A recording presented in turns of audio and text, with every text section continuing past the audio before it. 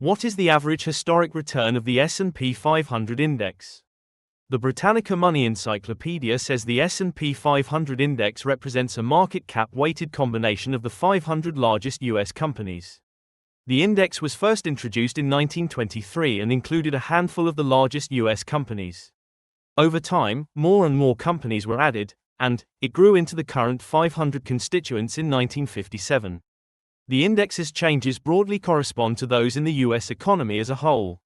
Therefore, if you want to invest in the U.S. economy, the index offers the easiest route to do so.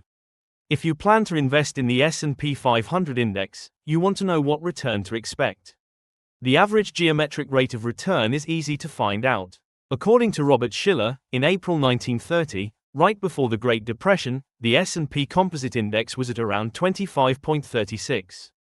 On the other hand, in December 2024, the index reached a whopping 6,027. Through simple maths, such a change amounts to nearly 6% annual return rate. Interestingly, the annual rate of return dramatically changes if we start from June 1932.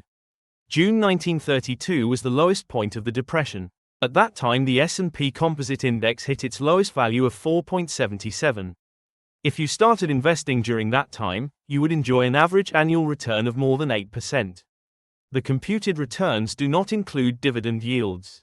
Historically, the average annual dividend yield between 1930 and 2024 was 3.24%. Adding the yield, the total annual return for the S&P index with dividends reinvested ranges between 9.20 and 11%. The actual result depends on the timing of your investment. If you are actively investing, you know that dividend yields are trending down. The statistics clearly show this. The average dividend yield between 1996 and 2024 was 1.74%, compared to 3.24% between 1930 and 2024. The decline in yields reflects the dominant trend within managers that reward shareholders via buybacks rather than dividends. In confirmation of the trend, the S&P 500 annual nominal return between January 1996 and December 2024 is 7.75%. Together with the 1.75% dividend yield, this amounts to a total return of 9.5% with dividends reinvested. Remarkably, our calculations show that the S&P 500 index shows stability of total returns of about 10%.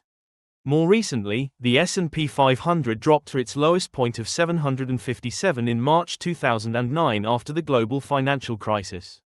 From that low point, until December 2024, the average annual nominal return was more than 14%, significantly exceeding the long-term historical averages. What does it mean for you as an investor? Does it point to an imminent correction? We don't know, but an intelligent investor must know historical trends. If you like this video, subscribe to our channel for more insights into the investment universe.